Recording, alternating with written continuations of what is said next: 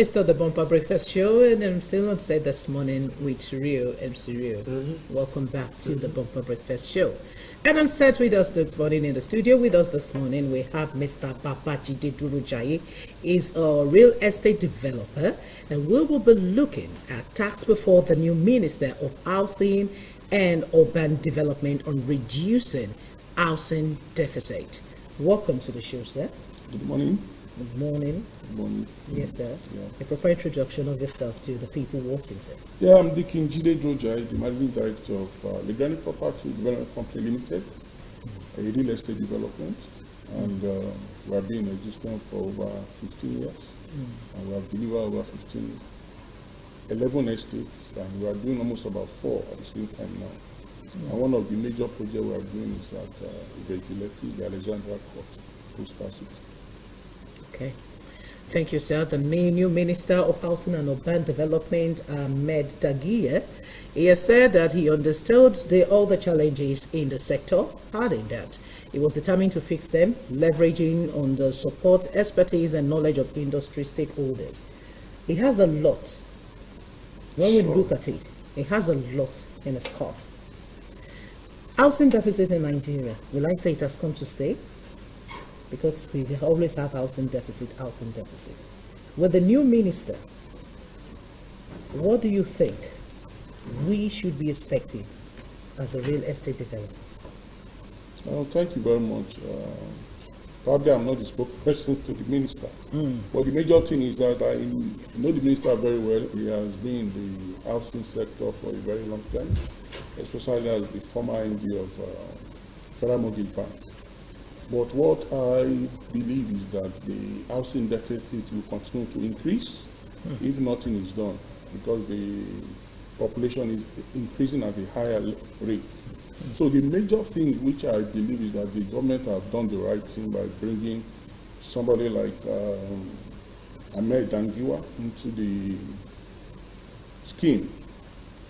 For me to be able to advise the minister, what I will advise the minister to do basically is that he needs to quickly put in a program, and the program will be in a short time. The first one, let's say in the first 2 weeks, he needs to just gather the main people in the value chain of real estate development, starting with the bank, the governors, the real estate development developers. He talks about the professional bodies, the current, the engineers, and co. Bring them together to be able to look at where are we, how do we move away from here? Because minister has continued to come into the housing department or the ministry, and we're not seeing changes. And the only way you can see changes is for him to be able to sit down with these stakeholders within 2 weeks. Let them deliver papers to you and tell you what are the problems, how can we move it forward. Yes, we know you have your own program, you have your own plan, but you need to fix this problem into your plan. If not, it will be as what other people have been doing, and it doesn't have effect.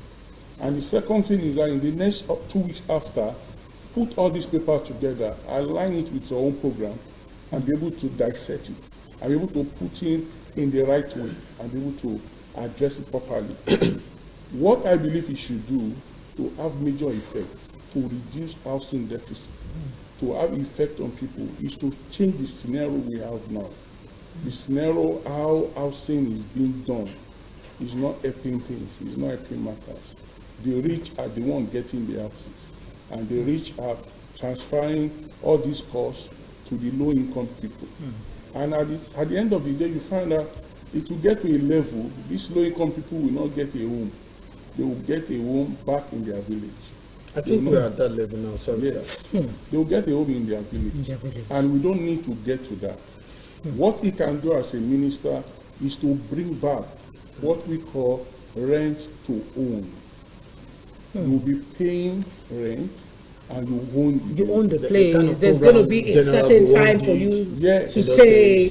To pay the rent, maybe you pay for 3 years, you pay for 5 years, and after 5 years, it becomes yours. Every month, yes. Yes. As you are earning your income, you are paying. You don't need to carry so much of millions to go and buy a house before you become a house owner. As you are paying the rent, you are a owner. What are you doing is that you are taking away the issue of landlords. You are taking it away. Yeah. That is one of the best things he needs to do.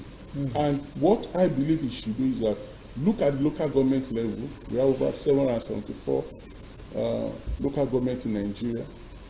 Create within each local government a housing arrangement of about 100 to 200 units, looking between 2 to 4 billion per local government. Spread over that will be running to almost about not more than 3 trillion as your budget in the first 3 years for these houses. And who are you really pushing at? The low income group, the medium income group. You'll be able to address their problem. If not, like in Lagos now, most poor people are coming from Ota, Ifo, to come and work in Lagos. It's not the right way to do. And the second thing after that, after looking at that, is to be able to create an environment that is suitable, environment that takes care of every other thing. You have schools. Many of us now, we are living somewhere in a pan roof. Your children is going to school in Ikoyi. It's not making sense. Why are they not schooling in that area? Because you don't have good school. You don't have schools that you can really believe in. These are things that he needs to work on. Create a sporting center, create a lot of things that will make that environment suitable and well arranged. Don't forget, we are talking now that some people have to vacate their area because somebody is opening a dam. It is something that you can't imagine. That means we don't have plans. How do we even get to that level that we are building in that area, and that is not into what we are looking at? My estate in Lagos, the first estate we built was beside water. It's on top of water. And we know, as at that time, water can come to any level. And we took control of it. By the time we commissioned that estate, and there was a very heavy rain in Lagos in 2011, people came to see what is of that estate. And they were surprised. No water at any point in time. All these things has to be put in place, has to be looked at. Don't forget again, we are running with high cost of materials. How do you control that? And that's why I said all the stakeholders must be able to discuss.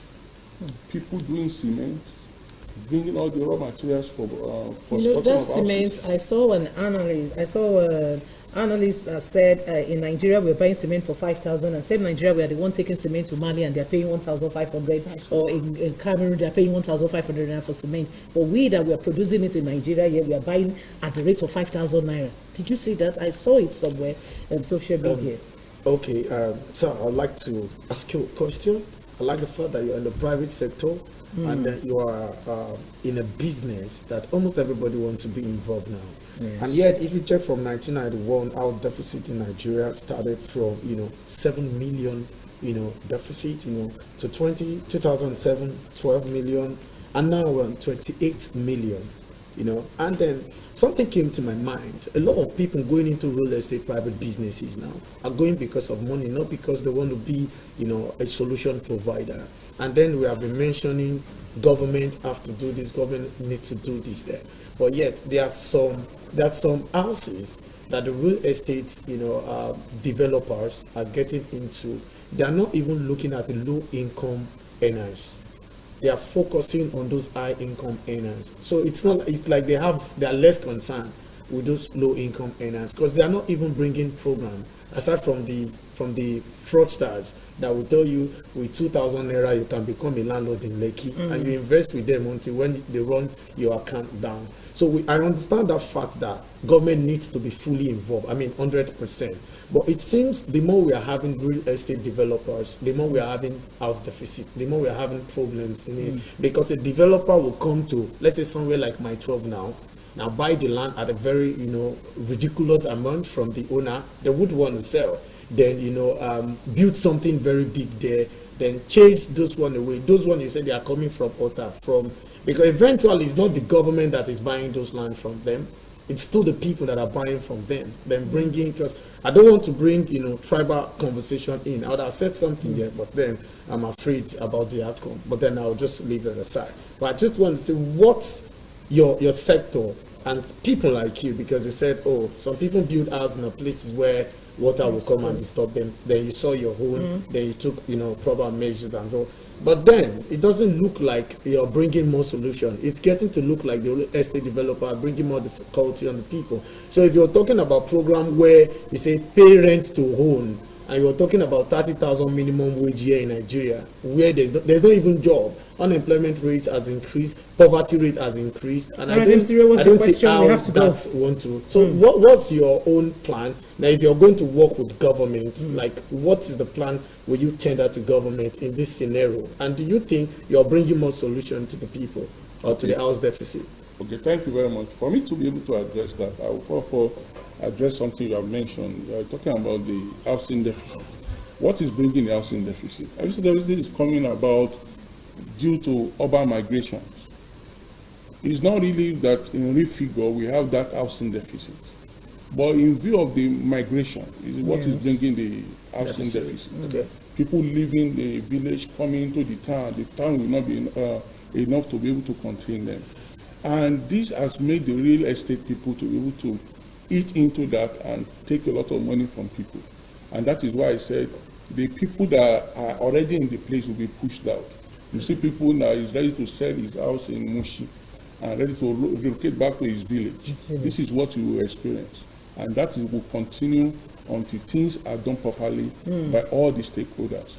To be able to address that, what we did is that we are talking to government and said, let's look at the bush area where it's not developed. Let's unlock the value. Let's be able to accommodate people. So we said, let's be able to bring value into where there is no value. Let's be able to see things in the right manner. So we open up the bush, put in all the infrastructures, make the best of infrastructure to be there. And what we are doing is to be able to accommodate people at the lower level. Right, and we have to consider a lot of things that has to do with them. These are things that we are looking at. All right, thank you very much, sir. On a final note, in the jiffy, sir, what do you have to say? What I need to say is that the minister needs to be able to help the government in the area of the palliative we are talking. Palliative is not putting money in the pocket. Yes. Palliative in form of putting value. 1.5 trillion naira can create jobs, can create a lot of things. You have a lot of people working.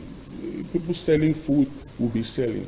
Invest it in all the local government and things will change. Thank you very much. Thank you. And on this note, thank you very much. We'll go on a quick break, and after this break, we'll be back. A very short.